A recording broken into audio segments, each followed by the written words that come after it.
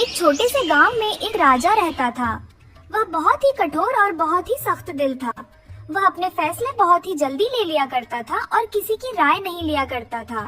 इस पूरे राज्य पर मेरी हुकूमत है, हर चीज मेरे अधीन है, लेकिन कुछ कमी है, कुछ ऐसा जो मुझे सबके ऊपर रखे, जैसे मैं सबका भाग्य विधाता हूँ।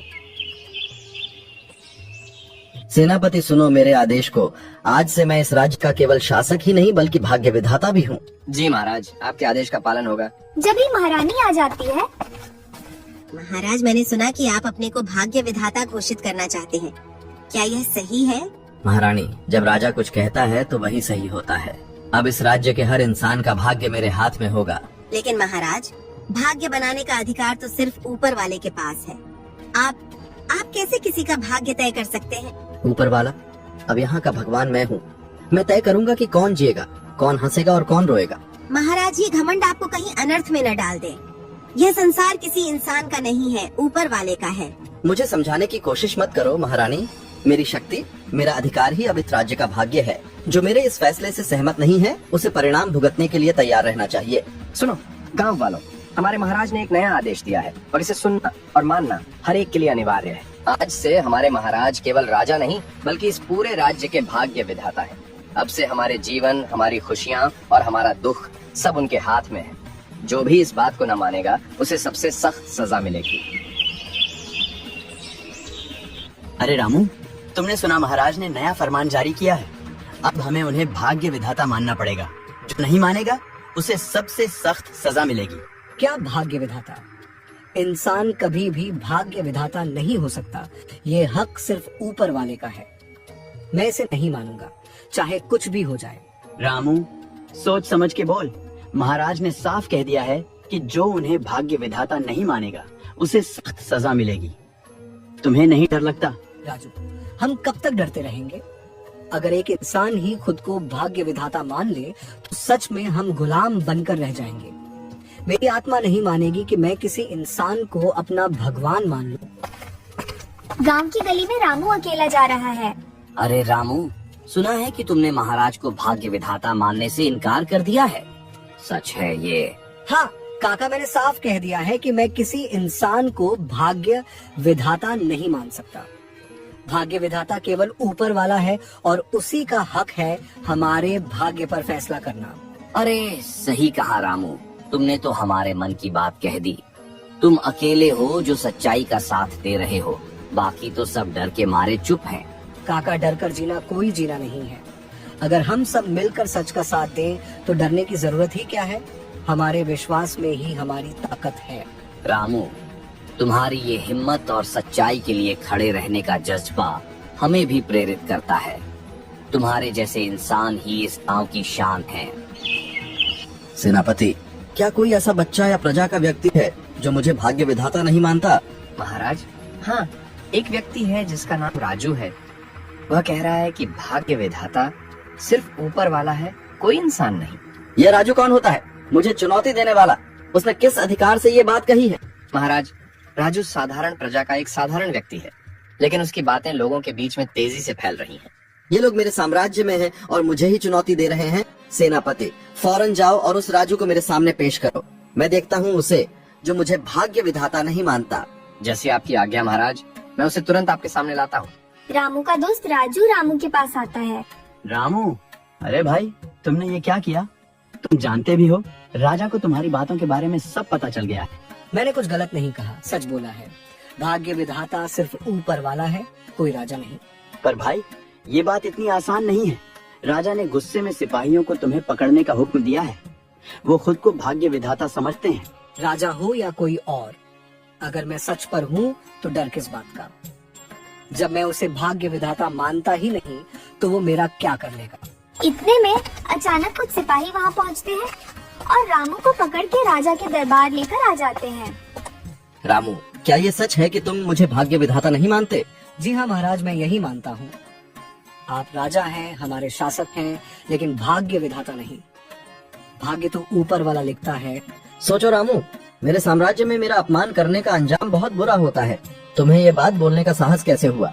महाराज, आप मुझसे मेरा सच छीन नहीं सकते। मेरे मन में जो सच्चाई है वही कहूंगा। भाग्य विधाता सिर्फ एक है, ऊपर वाला। तुम जानते हो इसका क्या परिणाम होगा? मेरे सामने खड़े होकर मेरी सत्ता को चुनौती दे रहे हो। हाँ महाराज, मैं जानता हूँ, लेकिन मेरी आत्मा जानती है कि मैंने जो कहा वही सच है। सेनापति, इस इंसोलेंट व्यक्ति को उसकी आंखों की रोशनी छीन लेने का दंड दिया जाएगा। इसे इसकी सच्चाई का अंजाम पता चलना चाहिए। सेनापति रामू की दोनों आंखें फोड़ देता है और रामू को हमेशा के लिए अंधा कर देता है और उसे पूरे गांव में घुमाया जाता है ताकि कोई भी ऐसी गलती ना कर सके। हे ऊपर वाले, तूने मेरे साथ ये कैसा इंसाफ किया? मैंने हमेशा तुझे ही अपना भाग्य विधाता माना, तेरे ही भरोसे पर सच बोला, लेकिन मेरे सच की सजा मुझे ये मिली कि राजा ने मेरी दोनों आंखें फोड़ दी। एक दिन रामू ऐसे ही जंगल की ओर जा रहा होता है, तभी वो एक बाबा से टकरा जाता है। अरे बेटा, ये तेरी आंखों को क्या हुआ? कौन सी मुसीबत आ पड़ी तुझ पर? बाबा, राजा ने मेरी आंखें फोड़ दी। मैंने उसे भाग्य विधाता मानने से मना कर दिया था। मैंने कहा था कि सच्चा भाग्य विधाता सिर्फ ऊपर वाला है। यही मेरी सजा थी। बाबा रामू की बात सुनकर गहरी सांस लेते हैं और उनके चेहरे पर अफसोस झलकता है। बेटा, सच का रास्ता हमेशा कठिन होता है और बहुत कम लोग उस पर टिक पाते हैं, पर तेरी हिम्मत काबिले तारीफ है। बाबा रामू को एक किताब देते हैं। बेटा, इसे अपने पास रखना। ये कोई साधारण किताब नहीं है। इसमें हर जीव का भाग्य लिखा है, कब किसके प्राण निकलने हैं और क्या उसके भविष्य में लिखा है। बाबा, क्या इस किताब से मेरी आंखें भी वापस आ सकती हैं? क्या मैं फिर से देख पाऊंगा? हाँ बेटा, ये कोई साधारण किताब नहीं है। इसे अपनी आंखों पर रखकर देख, तू अपनी खोई हुई रोशनी वापस पा सकता है। रामू की आंखों में उत्साह जाग उठता है। वह किताब को धीरे से अपनी आंखों के ऊपर रखता है और कुछ क्षणों में उसे आंखों में हल्की हल्की रोशनी महसूस होने लगती है। रामू अपनी आंखें खोलता है और चमत्कारिक रूप से सब कुछ देख पाता है। बाबा, मैं देख सकता हूँ। सच में मेरी आंखें वापस आ गईं। ये किताब तो सच में अद्भुत है। हाँ बेटा, ये किताब सच्चे आशीर्वाद का प्रतीक है। इसमें इतनी शक्ति है कि किसी की भी जान बचा सकती है और किसी की भी बीमारी को दूर कर सकती है। लेकिन याद रखना, इसका उपयोग हमेशा भलाई के लिए ही करना। बाबा, ये तो अमूल्य खजाना है। इसका सही उपयोग करूंगा और इसे किसी गलत इरादे से नहीं छूने दूंगा। ये तेरे विश्वास और साहस का फल है बेटा। अब इस किताब से लोगों की मदद कर और सच्चाई के रास्ते पर चलते रह। बाबा से वह किताब लेकर रामू आगे की ओर चल पड़ता है। माताजी, क्या हुआ? आप यहाँ अकेली क्या कर रही हैं? बेटा, मैं गुफा तक जाना चाहती थी, लेकिन रास्ते में थकान के कारण गिर पड़ी। मेरे शरीर में अब इतनी ताकत नहीं है कि चल सकूं। क्या तुम मुझे वहाँ तक ले? जरूर माताजी। चलिए, आप मेरे कंधे का सहारा लें, मैं आपको गुफा तक छोड़ दूंगा। रामू बूढ़ी औरत को गुफा तक लेकर आ जाता है और रामू जैसे ही पीछे को मुड़ता है, अचानक से वह बूढ़ी औरत एक लड़की में बदल जाती है और वह लड़की को देखकर रामू चौंक जाता है। तुम कौन हो और ये सब कैसे हुआ? हैरान मत हो रामू, मैं कोई साधारण औरत नहीं हूँ। मैं एक जादूगरनी हूँ और मुझे तुम्हारे पास रखी यह किताब चाहिए। तुम इस किताब का क्या करोगी? ये तो लोगों की भलाई के लिए है। भलाई? मुझे इसकी भलाई से क्या लेना देना? मैं इस किताब से सभी की मृत्यु कर दूंगी और उनकी आयु को अपने अंदर संभाल लूंगी। फिर मैं अमर हो जाऊंगी और कोई भी मुझे रोक नहीं सकेगा। रामू ये सुनकर स्तब्ध रह जाता है, लेकिन वह अपने भावों को काबू में रखता है और सोचता है कि कैसे इस स्थिति से निपटा जाए। अगर तुम्हें ये किताब चाहिए तो मुझे भी कुछ चाहिए। आखिर दोनों का फायदा होना चाहिए, है ना? तुम क्या चाहते हो? मुझे जादू सिखा दो। अगर तुम मुझे अपनी शक्तियाँ सिखा दो तो मैं तुम्हें ये किताब दे दूंगा। जादूगरनी कुछ पल के लिए सोचती है, फिर सहमति में सिर हिलाती है। ठीक है, मुझे मंजूर है। मैं तुम्हें जादू सिखाऊंगी। ध्यान से सीखना, क्योंकि मैं सिर्फ एक बार सिखाऊंगी। जादूगरनी रामू को सारा जादू सिखा देती है और रामू जादूगरनी से सारा जादू सीख लेता है। जब ब्राह्मण सब जादू सीख जाता है तो वह जादूगरनी को एक गिलास देता है पानी का और जादूगरनी से बोलता है कि तुम यह पी लो। वह जादूगरनी जैसी ही पानी पीती है वह एकदम गिर जाती है। तुमने ये क्या किया रामू? ये तो जादू की किताब है। तुम नहीं जानते इसके पास कितनी ताकत है। हाँ, मुझे पता है, और मुझे ये भी पता है कि ताकत का सही इस्तेमाल कैसे किया जाता है। ये किताब अच्छे लोगों के लिए है, बुरी शक्तियों के लिए नहीं। क्या मतलब? ये किताब तो मेरे लिए है, इसे मुझे वापस दो रामू। तुम्हें वापस देने के लिए नहीं है। मैं जानता हूँ तुम इस किताब का गलत इस्तेमाल करोगी। रामू वहाँ से चला जाता है। राजा को एक बीमारी लग जाती है जिससे वह चल फिर नहीं पाता और उसकी बीमारी बढ़ती चली जा रही थी। महाराज, हमने नगर के सभी वैद्यों को दिखा दिया, हर मुमकिन इलाज किया, लेकिन कोई भी इस बीमारी का पता नहीं लगा सका। तो क्या अब मेरे ठीक होने का कोई रास्ता नहीं बचा सेनापति? महाराज, हमने हर ओर खबर भिजवाई है, शायद दूर के प्रदेशों से कोई चमत्कारी वैद्य हमारी मदद कर सके, पर यह बीमारी इतनी अनजान है कि सभी बेबस हो गए हैं। महाराज, आपकी ताकत और हिम्मत ही हमें आशा देती है। हमें विश्वास है कि किसी न किसी तरह से इलाज जरूर मिलेगा। हम आपको इस तरह निराश नहीं होने देंगे। सेनापति, मैं भी चाहता हूँ कि इस मुश्किल का सामना साहस से करूँ, पर इस बीमारी ने मेरी शक्ति छीन ली है। क्या किसी ने किसी और उपाय का सुझाव नहीं दिया? इतने में महारानी आती है। सेनापति, पूरे राज्य में ऐलान करवा दो कि जो भी महाराज को ठीक करेगा उसे अगला राजा बनने का मौका दिया जाएगा। हमें किसी भी तरह महाराज की जान बचानी है। रानी, ये तुम क्या कह रही हो? मैं अपना सिंहासन किसी को नहीं दे सकता। मैं इस राज्य का भाग्य विधाता हूँ। महाराज, आप ये क्यों नहीं समझते? जब तक आप ठीक नहीं होते तब तक सिंहासन पर कौन बैठेगा? ये बात महत्वपूर्ण नहीं है। सबसे पहले हमें आपकी सेहत को देखना होगा।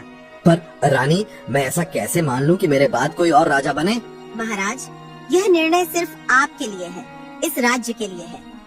अगर आप ठीक हो जाएंगे तो फिर इस सिंहासन पर आप ही विराजमान होंगे, परंतु इस समय सबसे जरूरी है आपका स्वस्थ होना। महारानी, आपकी बात में दम है। महाराज, हमें आपकी देखभाल करनी चाहिए, न कि सिंहासन की। ठीक है रानी, अगर ये मेरी सेहत के लिए है तो मैं सहमत हूँ।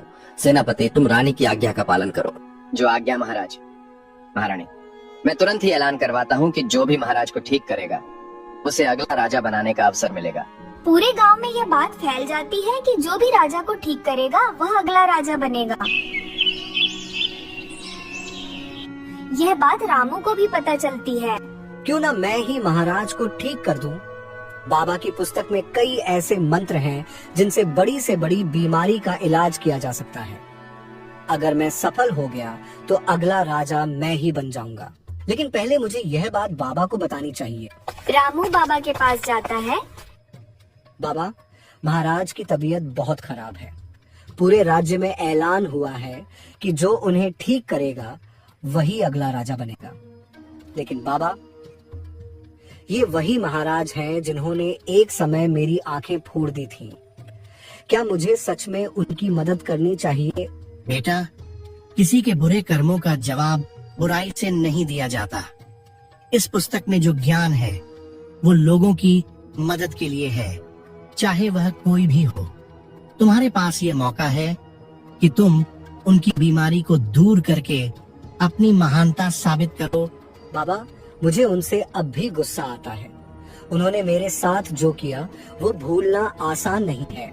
बेटा, अगर तुम अपने दिल में क्षमा की जगह बना सको तो तुम्हारी आत्मा और भी मजबूत हो जाएगी। याद रखना, सबसे बड़ी जीत अपने गुस्से और अहंकार पर होती है। इस पुस्तक का उपयोग अच्छाई के लिए है, बदले के लिए नहीं। आप सही कह रहे हैं बाबा। मैं अपनी भावनाओं के पीछे सच को नहीं छुपा सकता। मैं महाराज की मदद करूंगा, चाहे उन्होंने मेरे साथ कुछ भी किया हो। जाओ बेटा, तुम्हारी नीयत सच्ची है, इसीलिए यह ज्ञान तुम्हारे पास है। तुम्हारे इस कदम से तुम्हारा मन भी शांति पाएगा। रामू वहाँ से चला जाता है। यह बात रानी को पता चल जाती है कि गांव में कोई बाबा आए हैं जिनके पास दिव्य शक्तियाँ हैं। वह बाबा को अपने सैनिकों से अपने महल बुलाती है। बाबा, महाराज की तबीयत बहुत खराब है। राज्य के सभी वैद्य विफल हो गए हैं। अब आप ही उनकी आखिरी उम्मीद हैं। कृपया उन्हें ठीक कर दीजिए। बेटी, मैं समझता हूँ तुम्हारी चिंता, लेकिन अब मेरे पास पहले जैसी दिव्य शक्तियाँ नहीं रही। मैंने अपनी शक्तियाँ अपने एक शिष्य को सौंप दी हैं, ताकि वह लोगों की भलाई के लिए उनका उपयोग कर सके। आपका शिष्य? तो क्या वही हमें इस संकट से बाहर निकाल सकता है? हाँ, वही है जो महाराज को ठीक कर सकता है। उसका दिल पवित्र है और उसका संकल्प मजबूत। मुझे विश्वास है कि वह इस कठिनाई का सामना कर सकेगा। वह यहाँ पर आता ही होगा। बाबा, अगर आपका शिष्य आपके जैसा ही है तो हमें भरोसा है कि महाराज अवश्य ठीक हो जाएंगे। इतने में रामू वहाँ जाता है। अरे तुम तो वही हो, वही व्यक्ति जिसकी मैंने दोनों आंखें फोड़ दी थी। ये कैसे संभव है कि तुम अब देख सकते हो? और तुम ही हो क्या बाबा के शिष्य?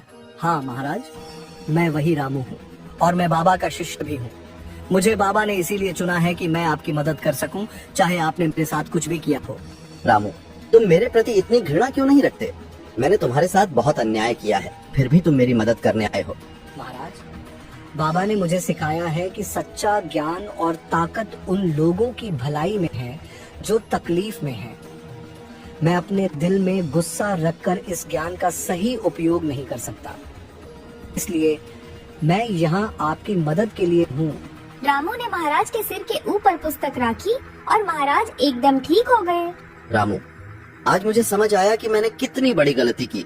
मैं खुद को सबका भाग्य विधाता मान बैठा था, लेकिन असल में सबका भाग्य विधाता तो सिर्फ ऊपर वाला है। मेरी यह सोच कितनी गलत थी, मुझे माफ कर दो। महाराज, मैं आपको यही समझाने की कोशिश कर रहा था, लेकिन उस समय आप मेरी बात नहीं समझ पा रहे थे। कभी कभी इंसान को अपने अहंकार के कारण सच्चाई दिखाई नहीं देती। अब जब आपके ऊपर कठिनाई आई तो आपको ऊपर वाला याद आ। तुम सही कह रहे हो रामू, इस अनुभव ने मेरी आंखें खोल दी। अहंकार में मैंने इंसानियत भूल दी थी। मुझे अब सचमुच अपनी गलती का एहसास हो रहा है।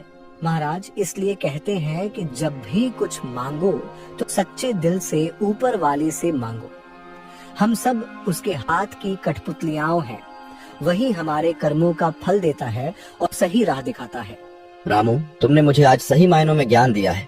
मुझे गर्व था अपने पद और ताकत पर असली ताकत तो सच्चाई और इंसानियत में है। राजा ने अपने जीवन का सबसे बड़ा सबक सीख लिया है और दोनों एक दूसरे को समझदारी और विनम्रता से देखते हैं। रामू के शब्द राजा के दिल में हमेशा